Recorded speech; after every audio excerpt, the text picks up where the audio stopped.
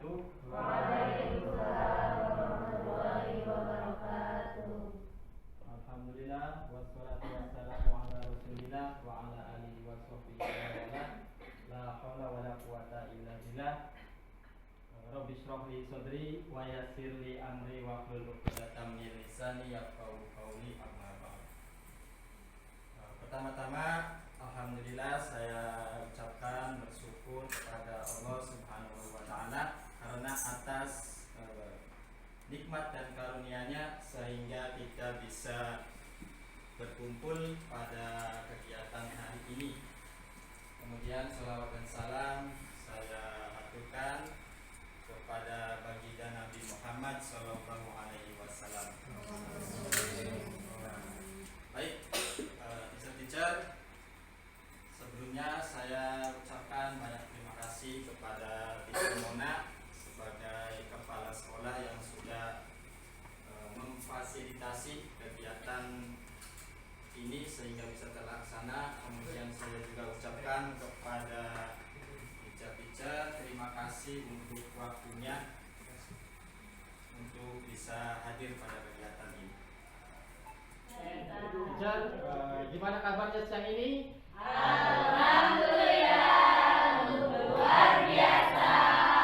Allahu Akbar. Oke, teacher, sebelumnya sampaikan adalah terkait pemahaman saya terkait modul di salah satu pendidikan guru penggerak, yaitu modul 1.4 tentang budaya positif. Harapannya nanti saya bisa dapat insight-insight baru, tanggapan ataupun saran dari teman-teman semua. Suasananya mencair, kita sedikit ice breathing. Ice breathingnya gampang, semudah tersenyum ya. 227 227 smile. Apa itu? 2 cm ke kiri, 2 cm ke kanan, 7 detik. Oke? Ya, smile ya. Ya, kita tersenyum 2 cm ke kiri, 2 cm ke kanan selama 7 detik. Senyum aja ada bilik. Oke, kita coba ya. 1, 2, 3. 1, 2, 3, 4, 5,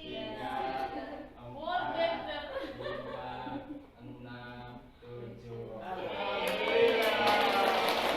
Sekali lagi, tengok temannya yang di samping.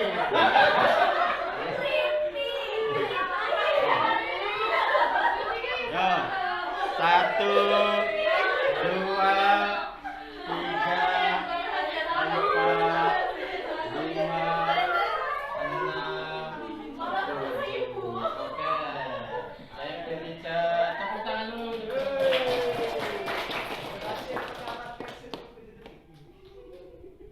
Oke, kita lanjut. Yang ingin saya sampaikan yaitu terkait budaya positif ya. Tapi sebelum kita masuk ke pembahasan, ada pertanyaan pemantik ya. Budaya positif menurut kita ya, menurut teacher di sini itu seperti apa? Nanti teacher boleh langsung ke ini ya, ke linknya. Saya kirim ke grup ya, saya kirim ke grup. Saya kasih waktu berapa? 5 menit ya, cukup ya? Cukup. Silakan teacher. Budaya positif menurut saya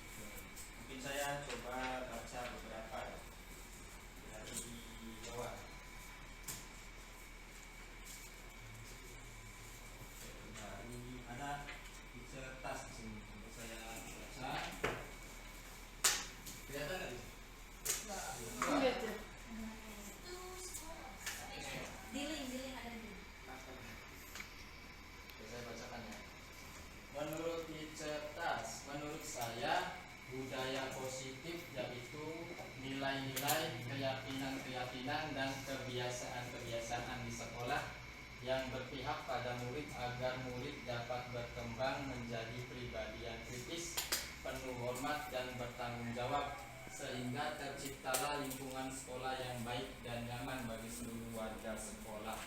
Oke, sangat bagus sekali. Oke, berikutnya ada dari Teacher Rizka.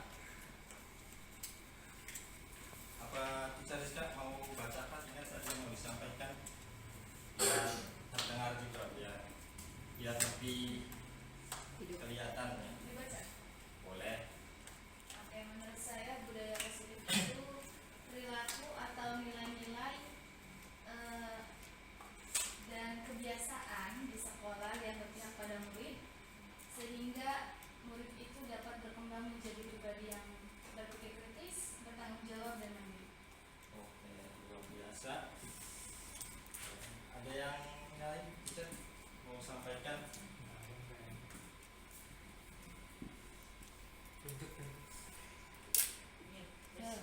Saya.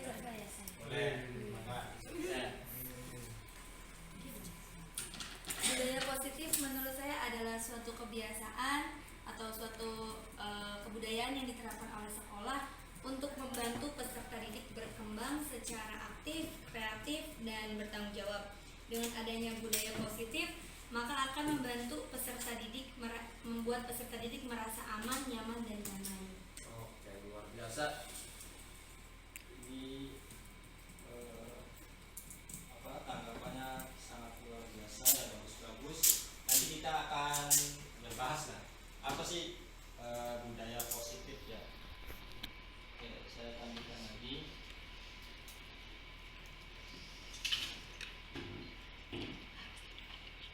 Nah, jadi kurang lebih betul atau saya juga sependapat seperti apa yang sudah saya pelajari, bahwa budaya positif itu merupakan pembiasaan yang terjadi di sekolah kita terkait nilai-nilai. Nanti kita bahas, ada namanya nilai-nilai kebajikan, itu apa aja. Nah, yang mana sudah menjadi pembiasaan, menjadi disiplin disiplin positif. Nah, dari pembiasaan-pembiasaan itu yang sering terjadi, sering berulang-ulang, menjadi suatu budaya positif di sekolah kita. Jadi saya sangat setuju sekali apa yang sudah teacher-teacher tadi tuliskan di Padlet ya. Baik, kita langsung lebih bahas lagi ya. Jadi budaya positif ini banyak hal yang terkait, terutama tentang paradigma. Kita mulai dari paradigma ya. Kelihatan nggak? Enggak ya? Jadi ada paradigma bahwa ada sedikit miskonsepsi yang terjadi, bahwa kalau kita itu atau sebagai guru itu dapat mengontrol orang lain, terkhususnya murid ya. Jadi ada sebuah teori kontrol dari Dr. William Glasser ya, bahwa beliau berpendapat bahwa Anda tidak bisa mengontrol orang lain, hanya Anda yang bisa mengontrol diri Anda. Sepakat apa tidak? Sepakat ya. Nah, jadi ada beberapa miskonsepsi.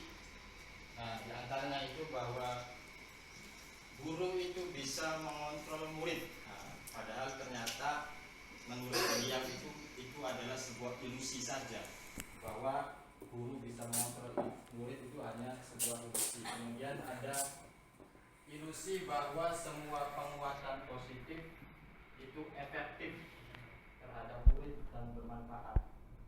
Ya, beliau juga berpendapat bahwa itu hanya ilusi.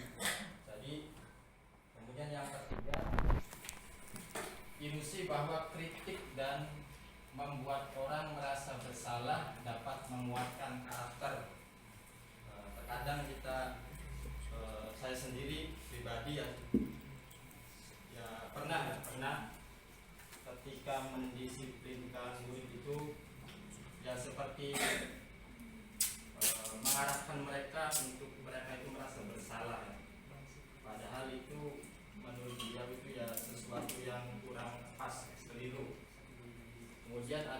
asumsi bahwa orang dewasa memiliki hak untuk memaksa. Jadi intinya yang dapat mengontrol seseorang itu ya orang tersebut gitu, orang diri orang tersebut, termasuk juga siswa.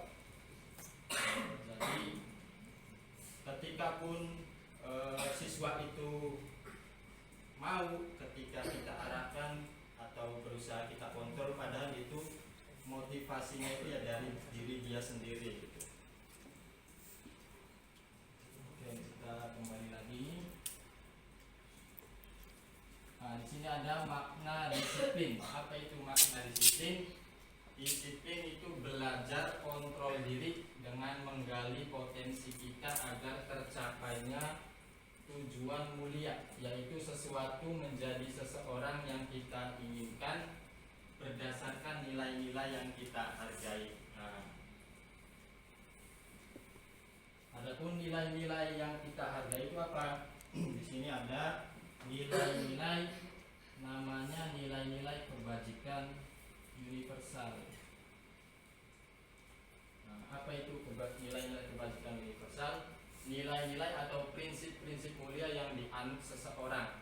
Nilai-nilai tersebut sebagai nilai-nilai kebajikan yang universal, terlepas dari suku, agama. Jadi semua, mayoritas kita muslim ya, muslim, tetapi nilai-nilai yang kita tanamkan ke siswa itu yang nilai-nilai universal, bisa diterima semua agama, suku, ras ya.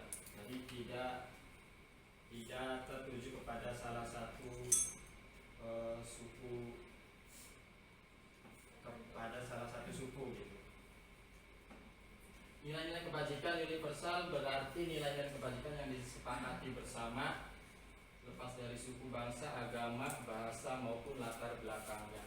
Nilai-nilai ini merupakan payung besar dari sikap dan perilaku kita, atau nilai-nilai ini merupakan fondasi kita berlaku. Nilai-nilai kebajikan adalah sifat-sifat positif manusia yang merupakan tujuan mulia yang ingin dicapai setiap individu.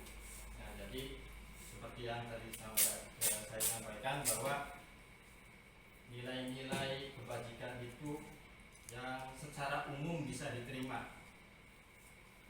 Oke, kita kembali.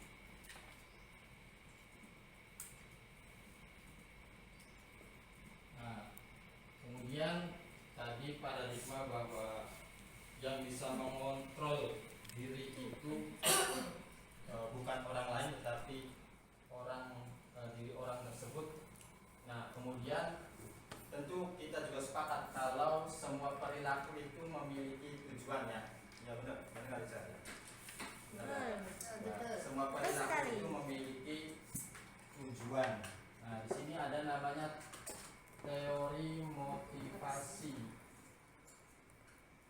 Nah, ini sebagai pengantar, coba mari kita tanyakan ke diri kita sendiri, bagaimana kita berperilaku, mengapa kita melakukan segala sesuatu. Apakah kita melakukan sesuatu karena adanya dorongan dari lingkungan, atau ada dorongan yang lain. Terkadang kita melakukan sesuatu karena kita menghindari rasa sakit atau ketidaknyamanan. Betul apa tidak? Nah, terkadang kita juga melakukan sesuatu untuk mendapatkan apa yang kita mau. Nah, bagaimana menurut Anda? Pernahkah Anda melakukan sesuatu untuk mendapatkan senyuman dari orang lain, untuk mendapat hadiah, atau untuk mendapatkan uang? Apalagi kira-kira alasan orang melakukan sesuatu.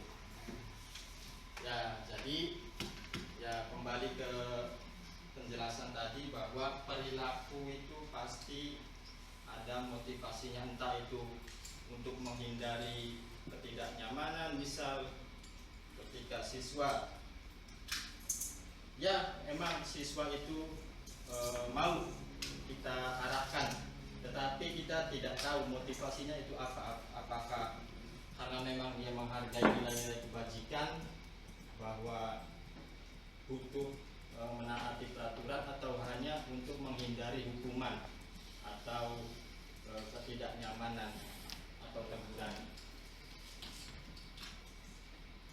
Oke, balik lagi. Nah, di sini teori motivasi ada 3. Ya, menurut Dr. William Glasser, motivasi seseorang melakukan sesuatu itu ada 3. Yang pertama, untuk menghindari hukuman atau ketidaknyamanan. Yang kedua, untuk mendapatkan imbalan atau penghargaan. Yang ketiga, untuk menghargai diri sendiri. Oke, coba kita cari lebih jauh. Untuk menghindari ketidaknyamanan atau hukuman, ini adalah tingkat terendah dari motivasi perilaku manusia. Nah, misalnya ya kita kembali ke diri kita lah. Kalau kita cuma melakukan sesuatu tetapi hanya untuk menghindari kenyamanan atau hukuman, misal khawatir ditegur kepala sekolah, misal itu, berarti itu kita levelnya level terendah, seperti itu. Rendah sekali ya.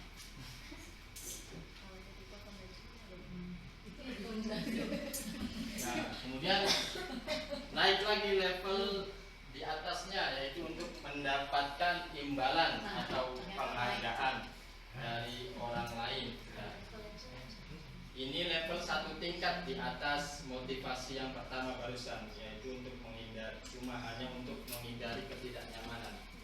Di sini orang berperilaku untuk mendapatkan imbalan atau penghargaan dari orang lain. Orang dengan motivasi ini akan bertanya, apa yang akan saya dapatkan apabila saya melakukannya? Mereka melakukan sebuah tindakan untuk mendapatkan pujian dari orang lain yang menurut mereka penting dan mereka letakkan dalam dunia berkualitas mereka. Jadi di dalam pikiran mereka itu ya motivasinya itu gitu, untuk mendapatkan penghargaan dari orang lain. Mereka juga melakukan sesuatu untuk mendapatkan hadiah, pengakuan atau imbalan. Motivasi ini juga bersifat eksternal. Ya. Sama yang motivasi pertama tadi, untuk menghindari ketidaknyamanan, itu motivasinya eksternal, jadi bukan dari diri dia sendiri. Nah, kemudian ada motivasi yang ketiga, yaitu untuk menjadi orang yang mereka inginkan dan menghargai diri sendiri dengan nilai-nilai yang mereka percaya. Nah, orang dengan motivasi ini akan bertanya kepada diri sendiri, akan menjadi orang seperti apa apabila saya melakukannya. Mereka melakukan sesuatu karena nilai-nilai yang mereka yakini dan hargai, dan mereka melakukannya karena mereka ingin menjadi orang yang melakukan nilai-nilai yang mereka yakini tersebut. Ini adalah motivasi yang akan membuat seseorang memiliki disiplin positif, karena motivasi berperilakunya bersifat internal. Sekarang masuk ke keyakinan kelas.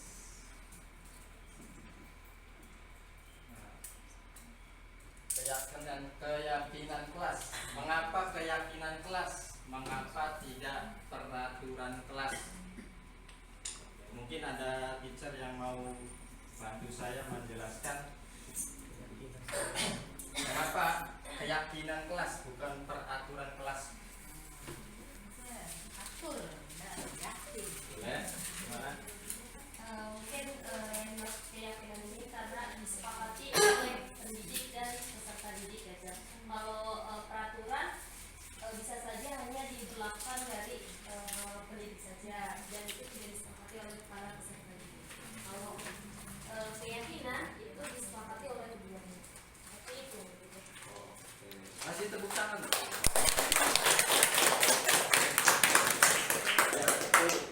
Saya juga sepakat dengan Bismana. Ada tambahan dari yang lain, teacher Tika mungkin, Dewi.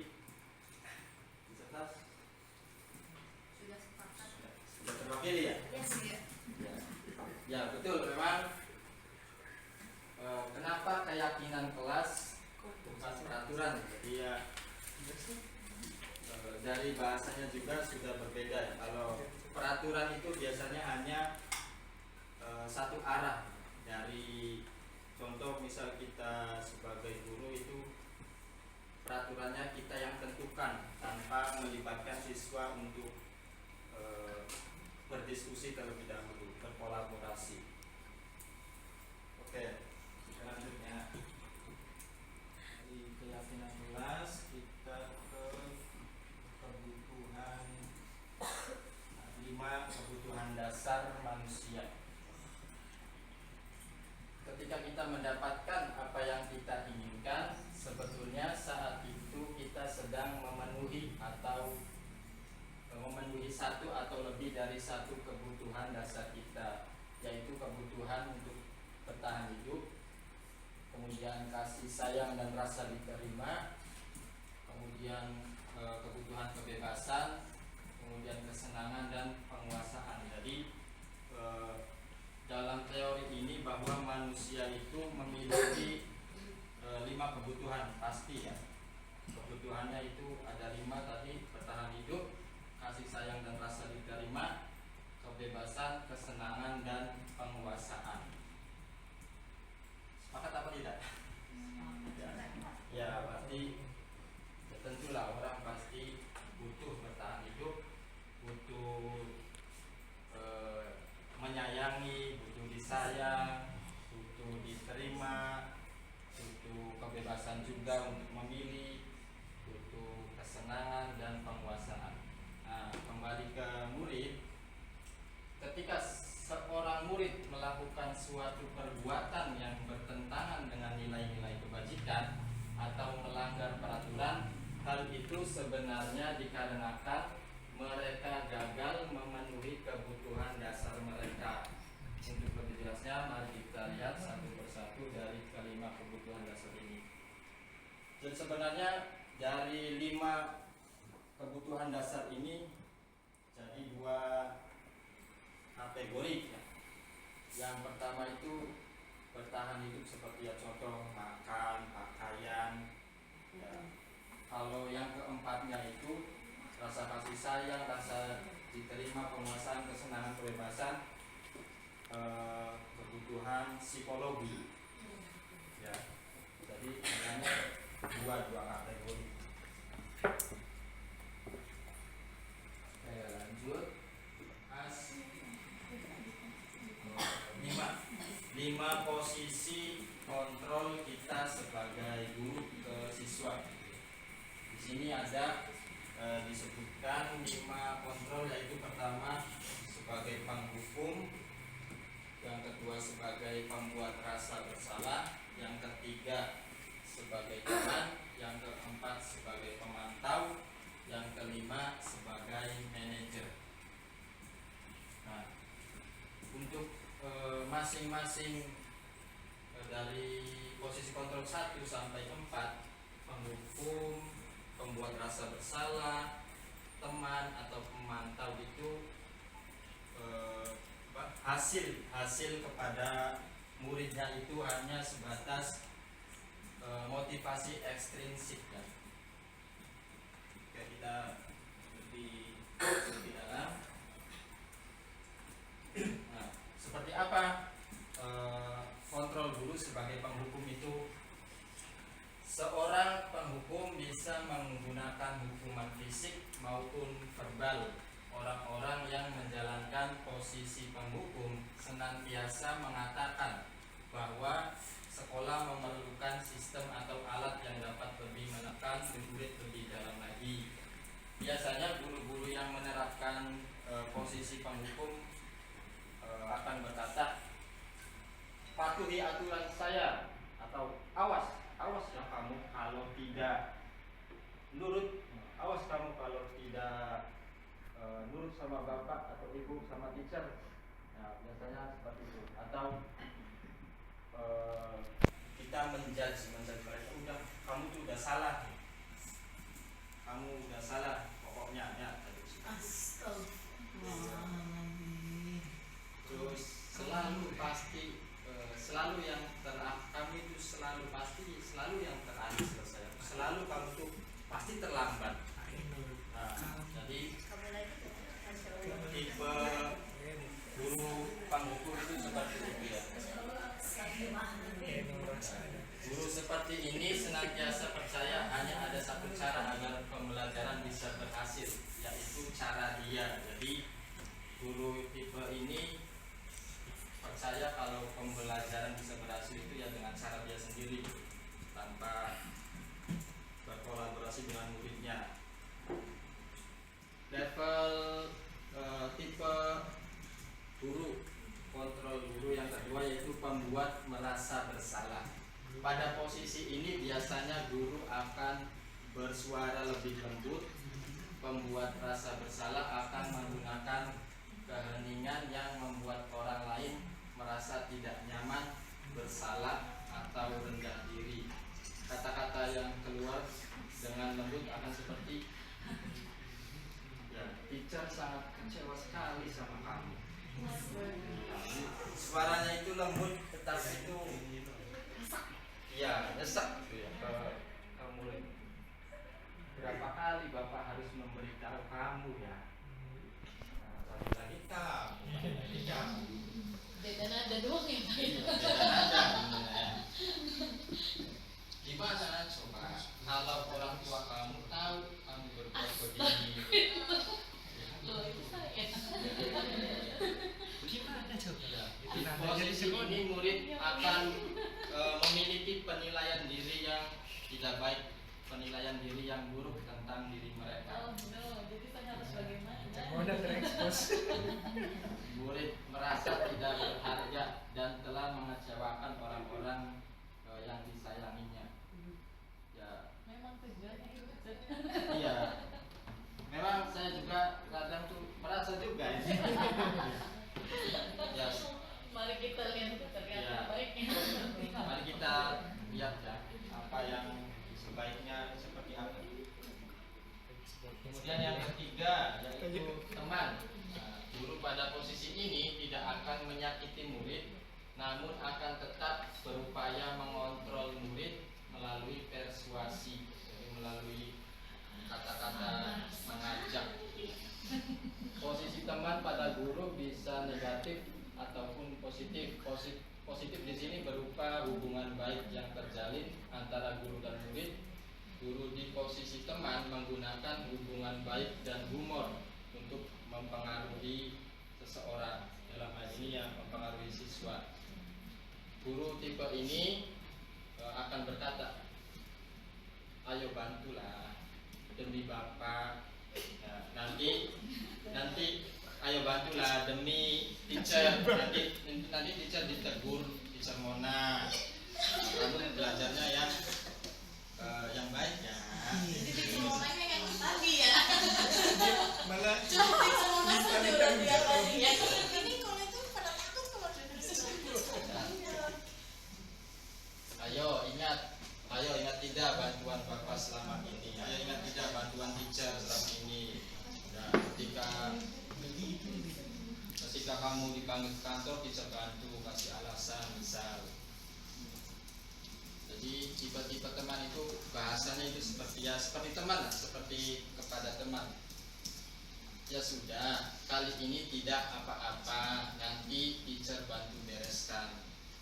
Nah, hal negatif dari posisi teman adalah bila suatu saat guru tersebut tidak membantu, maka murid akan kecewa dan berkata, saya pikir teacher teman-teman saya, ternyata begitu. akhirnya hubungan kita spesial. Mengakibatkan siswa itu merasa dikecewakan dan tidak mau lagi berusaha. Hal lain yang mungkin timbul adalah murid hanya akan bertindak untuk guru tertentu dan tidak untuk guru lainnya. Murid akan tergantung pada guru tersebut. Nah, ini hal guru yang keempat yaitu sebagai pemantau. Suka nawas-nawasi. Ya, Awas. itu mah penghubung. Awas kamu ya. Ayo, awas. Memantau berarti mengawasi. Pada saat kita mengawasi, kita bertanggung jawab atas perilaku orang-orang yang kita awasi. Posisi pemantau berdasarkan pada peraturan-peraturan dan konsekuensi. Dengan menggunakan sanksi atau konsekuensi, kita dapat memisahkan hubungan pribadi kita dengan murid. Sebagai seseorang yang menjalankan posisi pemantau, pertanyaan yang diajukan seorang pemantau, contohnya, peraturannya apa? Nah, peraturannya apa? Kalau misalkan terlambat masuk kelas, peraturannya apa? Seperti itu contohnya. Apa yang telah kamu lakukan? Sanksi atau konsekuensinya apa? Kamu telat pergi ke masjid, tahu konsekuensinya apa? Nah, jadi tipe-tipe pemantau itu akan bertindak mengandalkan penghitungan, catatan atau data yang dapat digunakan sebagai bukti atau perilaku seseorang.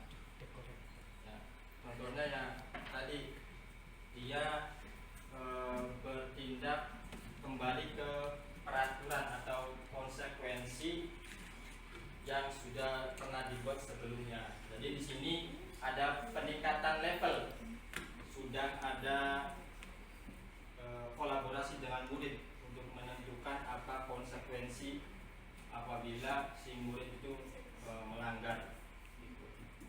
Ini pemantau. Yang ketiga, yang kelima, sebagai manajer. Nah, biasanya yang terakhir ini yang benar ya.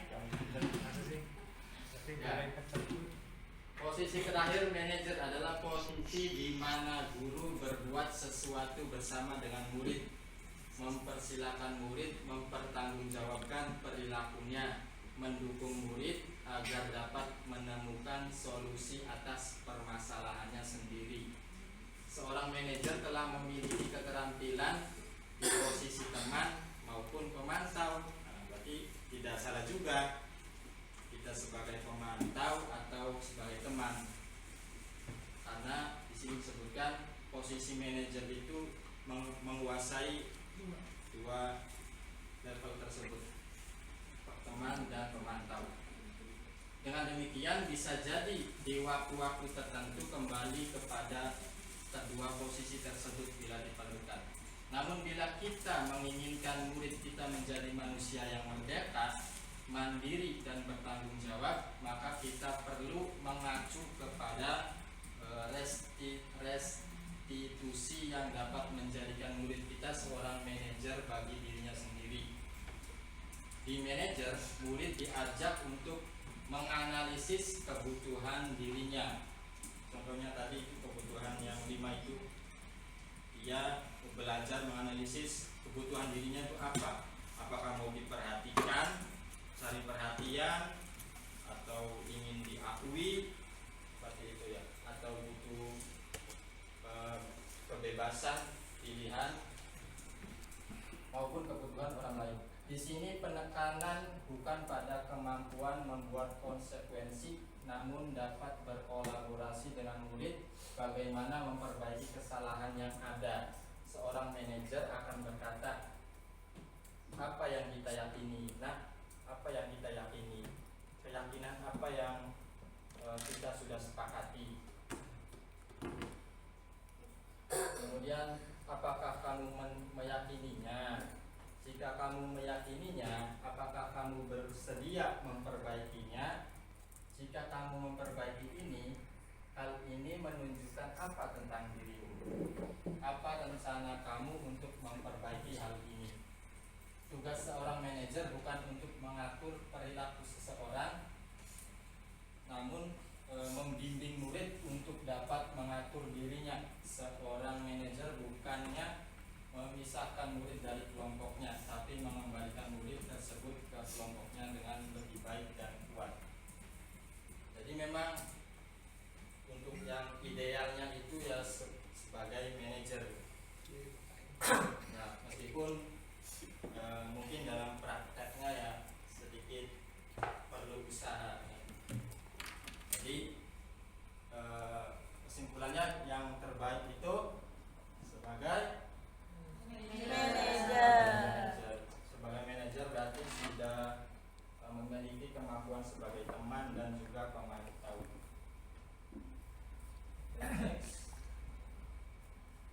ini berkaitan erat dengan keyakinan kelas tadi ya, Mister ya, tentang nilai-nilai kebajikan. Kita lanjut dulu. Kemudian segitiga restitusi. Nah, jadi sebelumnya kita sudah sepakat ya, yang ideal itu posisi kontrol guru itu sebagai manajer. Nah, nanti di prosesnya itu ada namanya segitiga restitusi. Ya, yang pertama itu menstabilkan identitas. Jadi ketika murid melanggar atau melakukan perbuatan yang tidak baik, dia itu sedang berada di identitas gagal. Nah, makanya kita harus benar-benar berhati-hati pada murid tersebut. Kita harus stabilkan dulu identitasnya. Contoh pertanyaan-pertanyaan identitasnya itu seperti berbuat salah itu tidak apa-apa, terus tidak ada manusia yang sempurna. Teacher juga pernah melakukan kesalahan seperti itu. Kita pasti bisa menyelesaikan ini.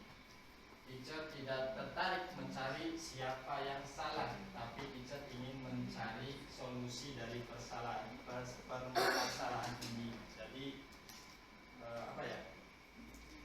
memposisikan siswa itu agar dia mau ada motivasi dari dalam dirinya untuk menjadi lebih baik.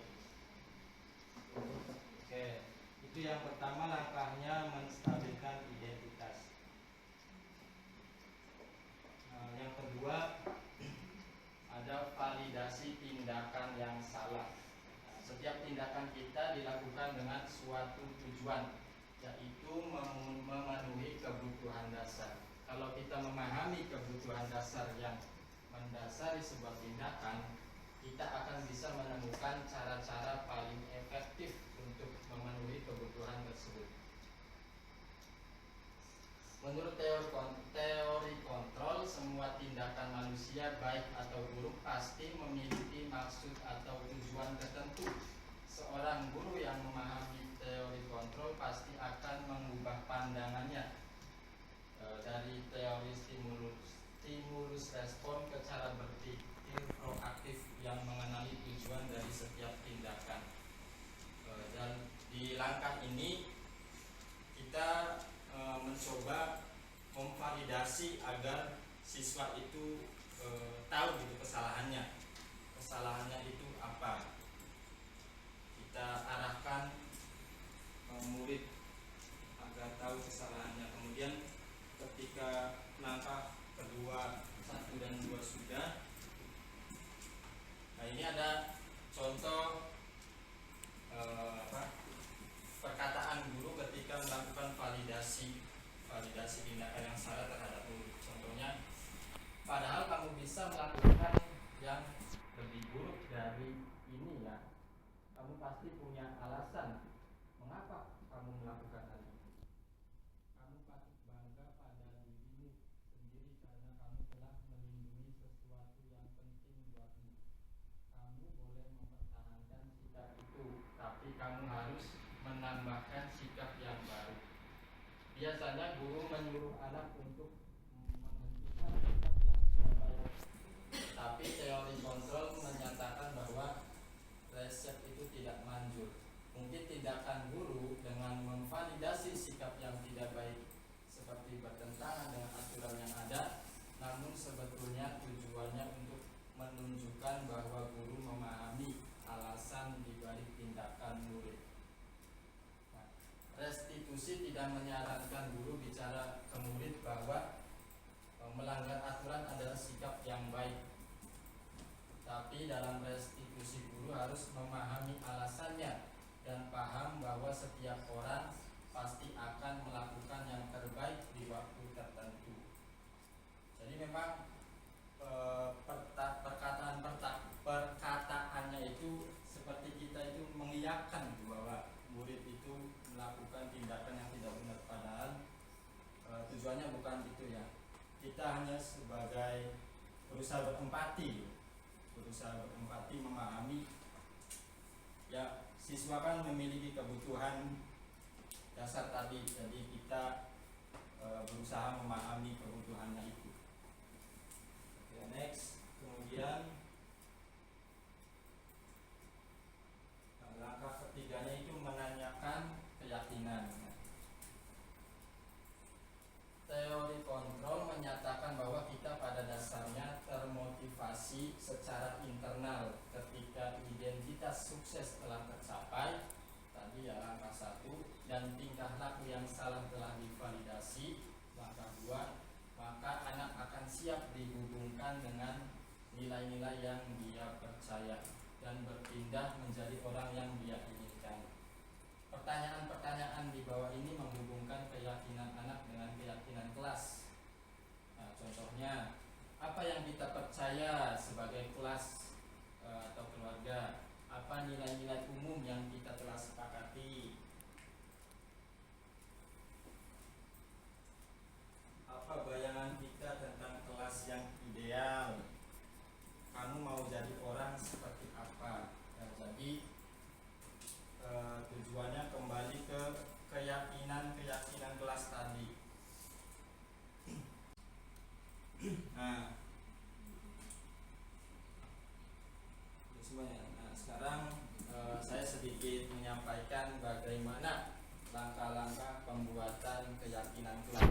Nah, kembali lagi keyakinan kelas ini sebagai fondasi dasar. Ketika ada siswa yang melakukan atau melanggar, itu kita bisa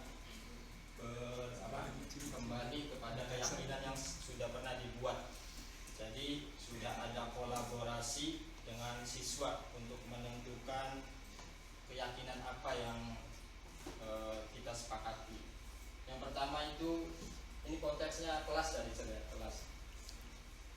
Yang pertama, berdiskusi, memunculkan peraturan-peraturan yang perlu dipatuhi warga kelas. Ya, contohnya misal, ayo anak-anak, ayo teman-teman, kira-kira nih biar proses pembelajaran kita nyaman, tertib, kira-kira peraturannya apa aja? Coba satu orang sampaikan satu peraturan, boleh? Nah, seperti itu ya. Atau mungkin bisa menggunakan post-it ya. Nah, setelah peraturan-peraturan tersebut siswa sudah sampaikan, kemudian langkah kedua, mengubah peraturan-peraturan menjadi kalimat yang positif. Ya, jadi jangan pakai kalimat yang negatif ya. Contohnya, Jangan makan di kelas. ya, jangan makan di kelas, jangan mengejek nama orang tua. Ya, terus jangan ribut, Jangan lari-lari. Semuanya jangan jangan. lari. Jangan semua. Jangan. Jangan berisik. Ya, masih menggunakan kalimat negatif ya. Jadi kita harus mengubahnya dulu ke kalimat positif. Kalau misalkan jangan makan di kelas, kalimat positifnya gimana? Sebaiknya Sebaiknya Makan di luar rumah. Sebaiknya ya boleh, sebaiknya ketika pembelajaran tidak makan dan minum. ketika pembelajaran tidak. Tidak ada ya. diharapkan untuk tidak makan dan minum. ada Ya. tidak? Sebaiknya makan dan minum pada saat jam istirahat. Nah. Kalau tadi jangan berkata kasar. Gunakan kata-kata yang baik dan benar. Yang baik ya. Jadi seperti sesuai itu. EYD. Ya, prosesnya. Kemudian yang ketiga, menyarikan peraturan-peraturan tadi menjadi nilai-nilai kebajikan atau keyakinan kelas. Jadi kita tanamkan nilai-nilai kebajikan apa dari peraturan tersebut. Contohnya tadi yang sebaiknya makan dan minum ketika jam istirahat. Nilai-nilainya apa kira-kira bisa? Ya bisa kebersihan, bisa jadi ya. Terus apa lagi? Ya, kedisiplinan, menghormati temannya yang tidak punya makanan. Ya. Ya. Yang mana sedang berpuasa. Iya, barangkali ada yang berpuasa. Masya Allah. Kemudian tadi yang tidak gunakan kata-kata yang sopan. Nilai-nilainya apa berarti? Berbahasa yang baik, berbicara, Ya, berbicara yang baik, menghormati, menghargai. Ya itu. Jadi kita tidak hanya membuat peraturannya saja, tapi kita juga harus menanamkan nilai-nilai kebajikannya. Kemudian langkah keempatnya, berdiskusi mengenai gambaran perilaku yang mencerminkan keyakinan kelas. Jadi kita kasih arahan, kasih gambarkan perilakunya seperti apa. Misal ketika angkat tangan ketika mau berbicara, nah perilakunya itu seperti apa kita gambarkan kepada mereka. Kemudian yang kelima, berdiskusi mengenai peran seluruh warga kelas. Ya, berdiskusi perannya kalau sebagai murid itu seperti apa, sebagai guru seperti apa. Kemudian yang keenam, meninjau ulang keyakinan kelas dari waktu ke waktu.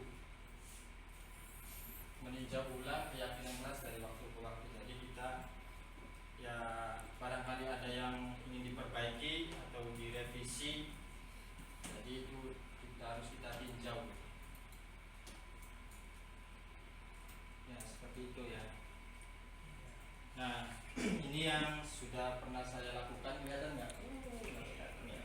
apa itu? Menjaga Ya kelas. ini Gitu yang mikirin bisa baca yang dibacakan kan? ya ini ada Tidak boleh. tidak, yang satu itu nggak boleh ngomong kasar. Kasar. Nggak boleh ribut, nggak boleh bullying, tidak boleh ledek nama orang tua, tidak boleh maksa orang. Ya, ini hasil grade 5A kelas 5A. Terus ada lagi,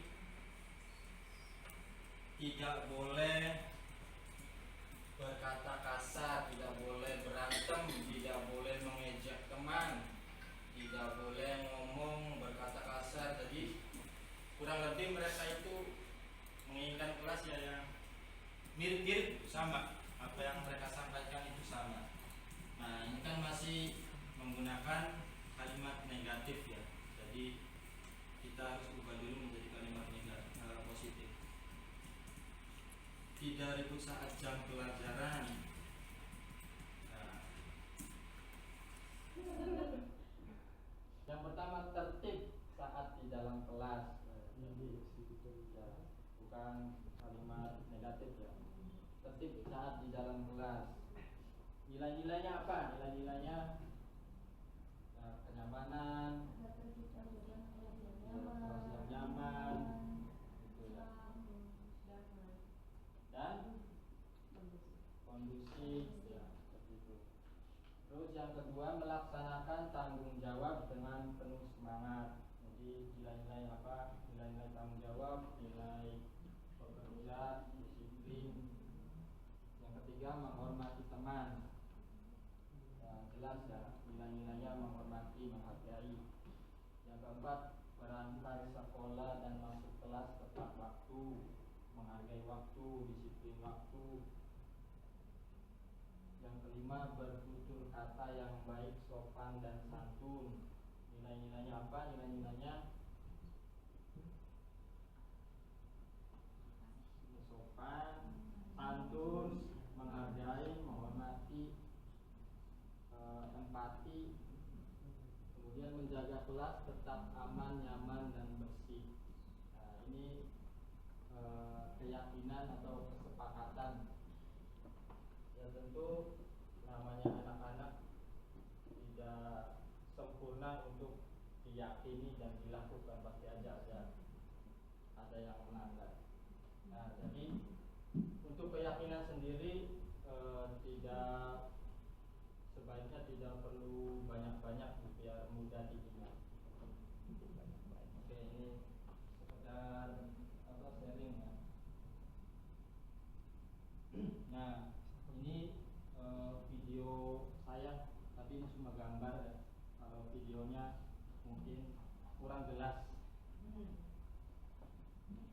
Ya, ini dengan murid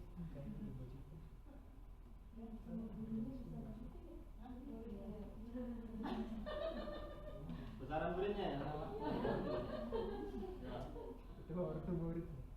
Ya, ini Danis ya, ini Danis. Ya, di sini saya mempraktekkan skenario praktik segitiga restitusi tadi yang menstabilkan identitas, kemudian validasi tindakan yang salah, menanyakan keyakinan kelas, menawarkan restitusi. Jadi skenario-nya ini tentang si Danis ini terlambat ke sekolah akibat akibat kesiangan karena malamnya nonton TV terlalu malam gitu ya.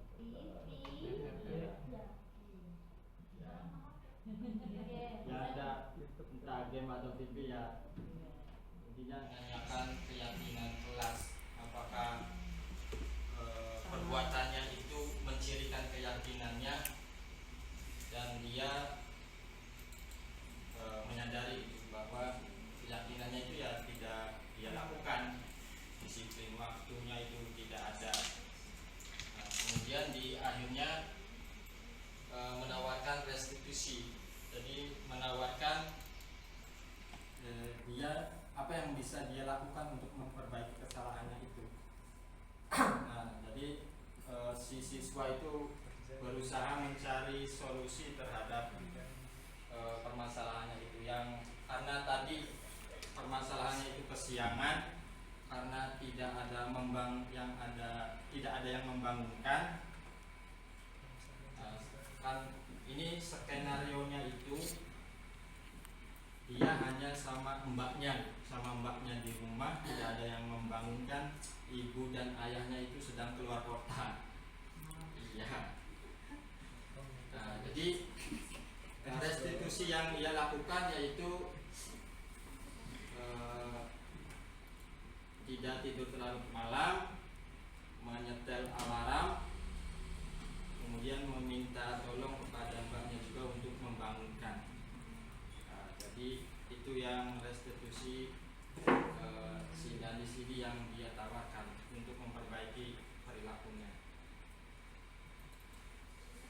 Nah, itu.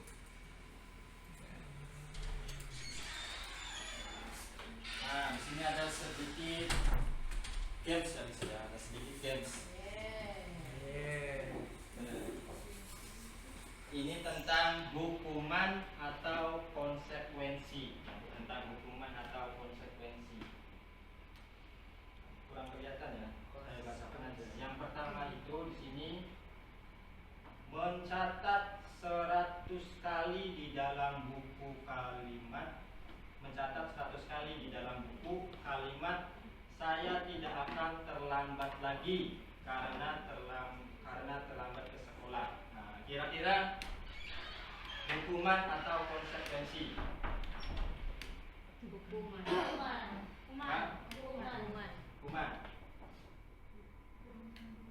Hukuman atau konsekuensi? Oke, coba kita bareng-bareng.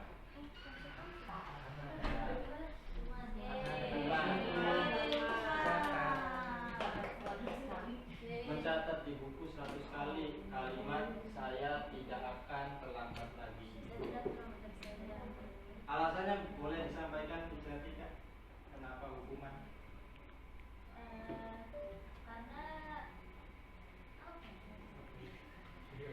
Karena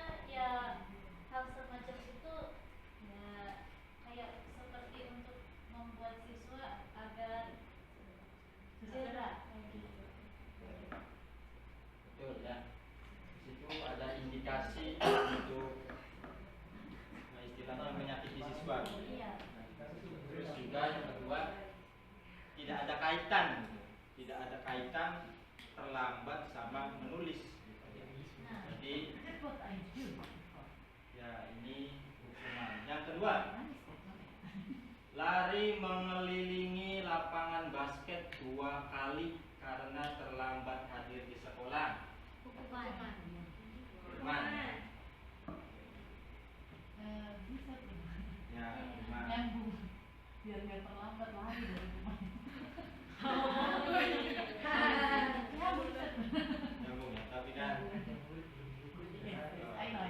ya, ada indikasi menyakiti. Yang ketiga, membersihkan coretan yang dibuatnya di meja tulis. Konsekuensi ya, ada kaitannya. Kalau mengotori ya dibersihkan.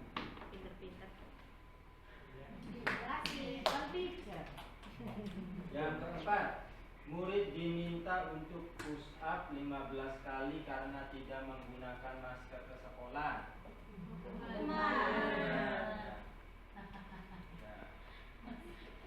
Lari mengelilingi lapangan basket 2 kali karena terlambat 10 menit untuk pelajaran PJOK. Ayo, kira-kira hukuman atau konsekuensi?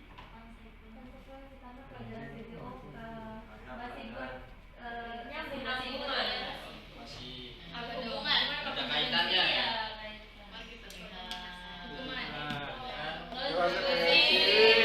Pinter teacher lah. Sudah paham.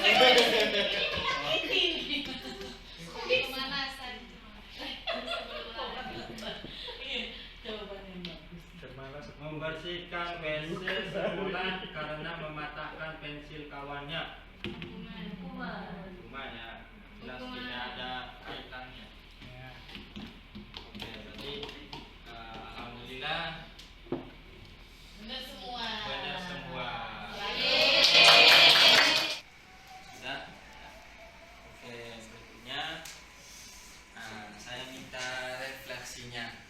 Ya, minta refleksinya nanti teacher bisa. Ini saya sudah kirim di grup untuk link Padletnya. Nanti minta tolong untuk diisi tentang refleksinya, peristiwa yang pas kita ini di dalam kelas. Ya, peristiwanya apa, kemudian perasaannya bagaimana, terus pembelajaran yang didapatnya apa, pembelajarannya, kemudian rencana kedepannya bagaimana. Nah, silakan boleh. Nah, nanti itu bisa diisi setelah selesai juga tidak apa-apa. Untuk itu karena waktunya sudah saya rasa sudah cukup, jadi saya cukupkan. Terima kasih untuk waktunya kepada teacher atas kesempatannya. Saya ucapkan banyak terima kasih. Wassalamualaikum warahmatullahi wabarakatuh.